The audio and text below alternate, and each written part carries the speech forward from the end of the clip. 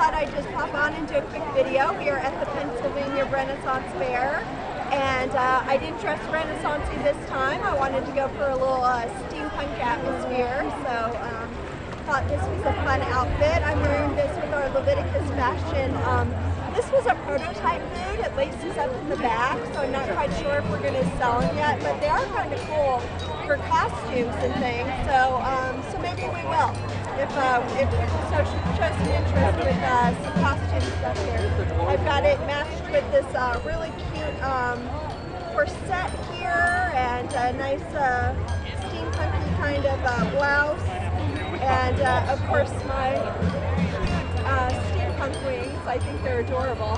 And I sort of did a little bit of the Suckerpunch look here with my ponytail. So just kind of fun.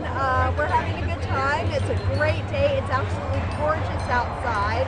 And I'm enjoying wearing my Leviticus Fashion boots. And I will talk to you guys later. Remember that we're Leviticus Fashions. We give a portion of our proceeds to help women and children get out of human trafficking. And we're going to go have some fun at the Renaissance Fair. I will talk to you guys later. Bye.